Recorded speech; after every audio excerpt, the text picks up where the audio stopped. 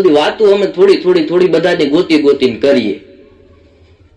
બાકી હું તમને મારી વાત કરીશ તો ભાઈ તમને દાંત જ આવશે. મારી હગાઈ થઈ, મારા સસરાએ મને ચેસ આપી. મેં કીધું પપ્પા આ ચેસ આપવાનું કારણ શું? મને કે મારી વર્ષોની ઈચ્છા હતી કે મારા દીકરીની સગાઈ થાય ને મારા જમાઈને હું હાથી ઘોડા આપું. નથુની વાત કરતો તો નથુની ઘરવાળી કે હું મરી જાઉં તો તમારું શું થાય? નથુ કે હું ગાંડો થઈ જાઉં.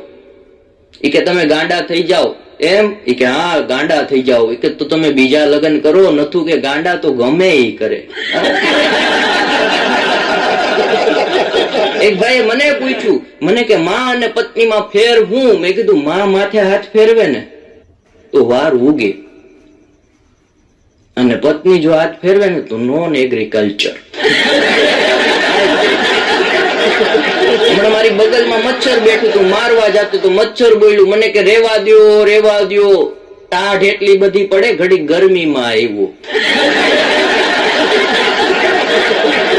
નથુને એકવાર મેં કીધું તું ગામમાં તો સિંહની જેમ ડણો કૂદે, ઘરમાં કેમ બકરી ડબે થઈ જાય? મને કે ઘરમાં સિંહ જ છું, પંજા નાખતા આવ્યો. સિંહ ડાલામાં તો કારજાર ડાઢારો હાલિયો દેતા, ડુંગરા ડણક ત્યાં તો હાથિયા ગુંડા ઝુલે ભાલિયા, પૃથ્વીરા માથે લાગિયા કતાર. એ કે ઘરમાં સિંહ જ છું પણ મારી માથે દુર્ગામાં સવાર થઈ જાય.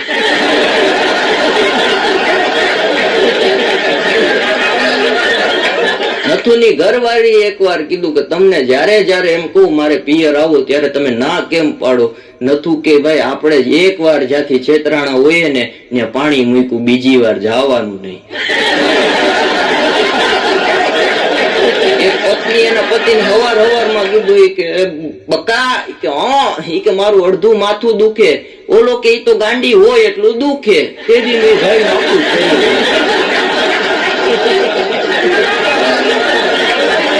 અમારે ઉનામાં મહેતા હોસ્પિટલ છે, કોક દી આવજો તમારા ખર્ચે આટો મારવા. ત્યાં રાત પડે 11 વાગે ને એક જણો ગુજરી જાય. બીજો દિવસ થયો રાત પડે 11 વાગે ને એક જણો ગુજરી જાય. ત્રીજો દિવસ થયો રાતના 11 વાગે ને એક જણો ગુજરી જાય. ડોક્ટર, કમ્પાઉન્ડર બધા ટેન્શનમાં આવી ગયા.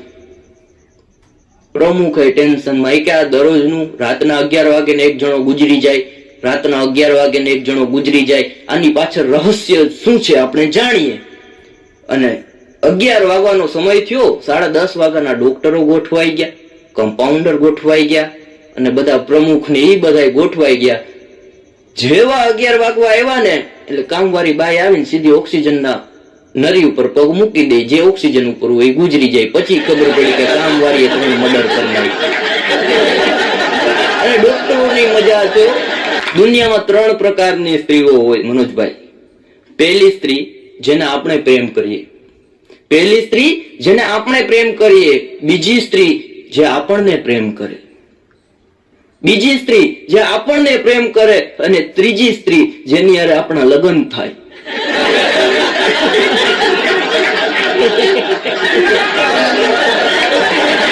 મારા મિત્રએ મને હમણાં પૂછેલું, મને કે લગ્ન થાય ત્યારે પીઠી શું કામ ચોપડવામાં આવે? મેં કીધું બકા, થોડું ઘણું વાગ્યું હોય તો એને હળદર ચોપડે, પણ આખી જિંદગી જેને મૂંઢ માર ખાવાનો જ એને લપેટા જ મારવા પડે. મારી બાજુમાં રેખાબેન રે, હમણાં એને બેંકમાંથી ફોન આવ્યો કે હાલો, કે બોલો. એ કે બેંક માંથી બોલીએ. તો કે અહીંયા કેમ સંભળાય? કે એમ નહીં, SBI માંથી બોલીએ. કે બોલો. એ કે તમારે ક્રેડિટ કાર્ડ જોઈએ છે? રેખાબેન કે ના રે ના. એ કે મારો પતિ હજી જીવે છે. એક જણો મને કે એવો કેવો ખોરાક કે જેની અસર 20-25 વર્ષ સુધી રહે? મેં કીધું ગોળ ધાણા.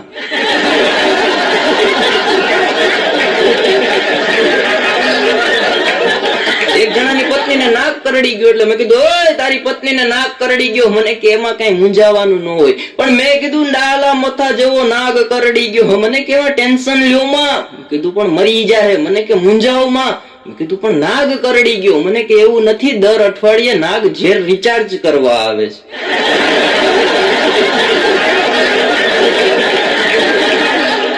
અને મુરા ચાઇનાની કંપની ઓપ્પો ને વિવો, આ મૂળ ચાઇનાની કંપની, પણ ગુજરાતીની કંપની હોત, ગુજરાતના કોઈક માણસે બનાવી હોત તો આનું નામ શું હોત?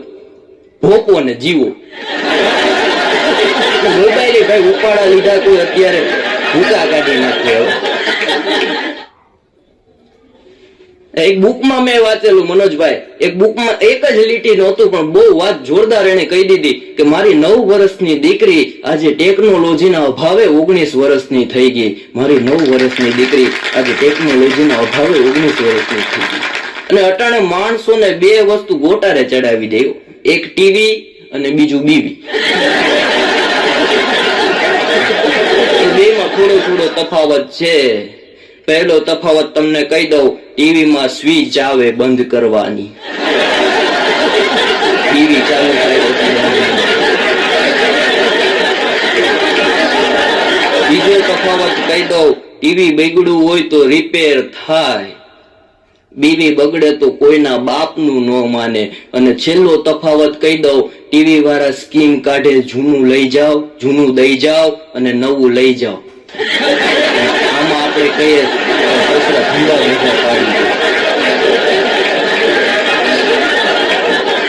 ટીવી ભૂકા કાઢી નાખો. અમુક ચેનલો આવે 24 કલાક ઉપાડા લે, ડિંગ ડ્રિંગ ડિંગ ડિંગ ડિંગ, ગિટાર લઈને મંડાણા જ હોય. આપણને એમ થાય નાતા ક્યારે હશે, ખાતા ક્યારે હશે, ઉતા ક્યારે હશે. અને એમાં તો હમણાં હું સમાચાર જોતો હતો બપોર તક, અરે આજ તક ભાઈ આવ્યા, नमस्कार आप देख रहे हैं आज तक।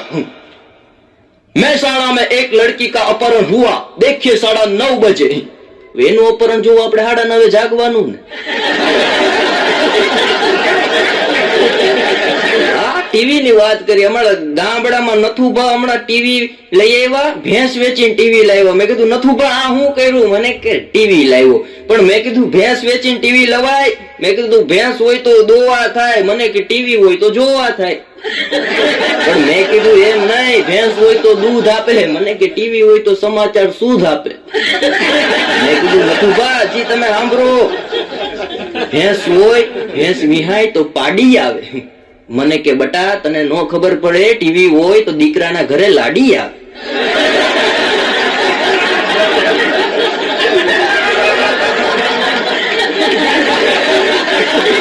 ભાઈ નથુભા અમારે એવા સરસ મજાના માણસ, શું વાત કરવી. એક સંત ને અહીંયા દરરોજ સેવા કરે અને સંત એક દિવસ પ્રસન્ન થયા કે નથુભા આજે તને આશીર્વાદ આપવા, બોલ તારે શું જોઈએ? કે બાપુ મારે કઈ નથી જોતું, પણ મારી બા, મારા પપ્પા, મારો ભાઈ અને મને હાચવે સમજે એવી સારી કન્યા જોઈએ. બાપુએ આશીર્વાદ આપ્યા. એ કે તારા 2 મહિનામાં તારા લગ્ન થઈ જાય, મારા આશીર્વાદ છે. એ કે બાપુ આશીર્વાદ ખેંચી લ્યો. એ કે કા આશીર્વાદ આપું તને, દિલથી આશીર્વાદ આપું? એ કે બાપુ આશીર્વાદ ખેંચી લ્યો. એ કે કા? એ કે બાપુ બધાને સમજે એ વાત મૂકો, પણ મારી મમ્મીને સમજે એવી બહુ બાપુ. બધા ત્યાંથી જ ચાલુ થાય.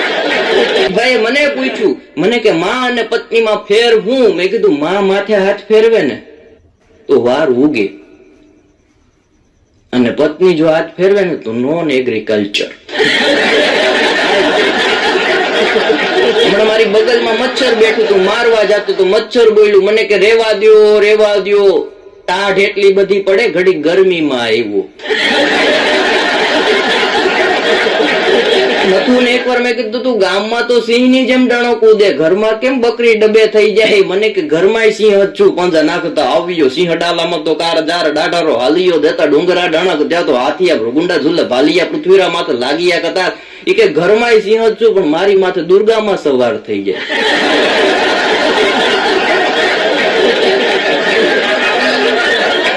નથુની ઘરવાળી એકવાર કીધું કે તમને જ્યારે એમ કહું મારે પિયર આવો ત્યારે તમે ના કેમ પાડો? નથુ કે ભાઈ આપણે એક વાર જ્યાંથી છેતરાણા હોઈએ ને ત્યાં પાણી મૂક્યું, બીજી વાર જવાનું નહીં. એક પત્ની એના પતિને હવારમાં કીધું કે બકા, કે હા, કે મારું અડધું માથું દુખે. ઓલો કે તો ગાંડી હોય એટલું દુખે. તેજી ભાઈ નાખું હમણાં એક જણો દાંત પડાવવા ગયો કે સાહેબ દાંત પાડવો કેટલા રૂપિયા? સાહેબ કે 150 રૂપિયા. કે દાંત મારો દુખાવો મને થાય અને 150 રૂપિયા થોડા હોય? કે 150 થાય, પડાવવો હોય તો બોલ. એ કે આપણે 150 નહીં, તમે કયો એટલા દઈએ, પણ વગર પોતે વગર દવાએ ખેંચી લેવાનું. સાહેબ કે તો દુખાવો ઉપડી જાય, એ કે મને ઉપડે ને, ખેંચી લ્યો એ કે તમે. સાહેબ કે પણ એમાં એમ ન હોય, બીજા હજી ઘરાક બેઠા, તું રાડું નાખી તો બીજા પેશન્ટ વયા જાય, એ કે કોઈ નહીં જાય. સાહેબ કે એટલી તારામાં હિંમત છે કે હોય જ ને સાહેબ, ભાઈડો બેઠો, તમ તારે ખેંચી લ્યો દાંત. અને જેવો સાહેબે દાંત ખેંચ્યો, ઉકારો ન કર્યો, દાંત ખેંચાઈ ગયો, પછી હાલતો થઈ ગયો. સાહેબ ને કે હાલ્યો 150. સાહેબ કે 150 નથી જોતા, 50 રૂપિયા તું લેતો જા, જ્યુસ પી લેજે. મારા ઘરે મનોજભાઈ ને બધા આવ્યા એટલે મારી ઘરવાળી ને મેં કીધું ભાઈ 8-10 જણા મહેમાન આવ્યા, ચા બનાવો. મને કે આ લોકોને થોડી ચા પવાય. મેં કીધું કોફી કર. મને કે કોફી નો ભાવ સાંભળો 210 રૂપિયાની મળે. તો મેં કીધું જ્યુસ કર. મને કે ઈ કર નાખું. 5 મિનિટમાં 8 ગ્લાસ લઈને આવી. એટલે મને વિચાર આવ્યો, મેં કીધું આ મારી પત્ની 5 મિનિટમાં 8 ગ્લાસ લઈને આવે એટલે કઈક બધા વયા ગયા. પછી મેં કીધું ગાંડી 8 ગ્લાસ તો 5 મિનિટમાં બનાવ્યા કેમ? મને કે વોશિંગ મશીન હું કરિયાવરમાં નથી લાવી, એમાં 4-5 ભૂંગળા મરાવી. મેં કીધું એ વાત ખાતું બાકી. મનોજભાઈ ને વખત ફોન આવી ગયા હતા.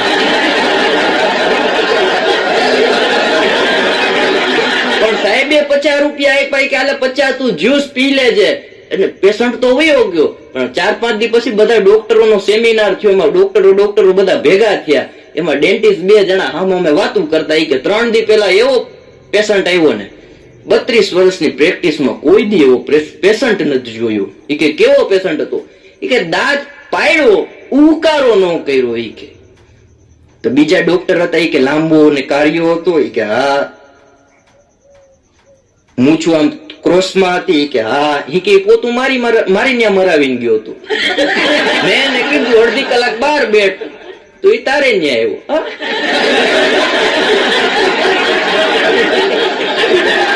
અને એક જણાને 15 વર્ષે દીકરો આવ્યો, રોવા માંડ્યો. મેં કીધું રોવે હું કામ? મને કે 15 વર્ષે માતાજીએ દીકરો આપ્યો. પણ મેં કીધું પેંડા વેચ. મને કે પેંડા હું વેચું ભાઈ? 15 વર્ષ મેં બધાને જબલા આપ્યા, મારે ત્યાં દીકરો આવ્યો, સરકારે જબલા બંધ કરી દીધા.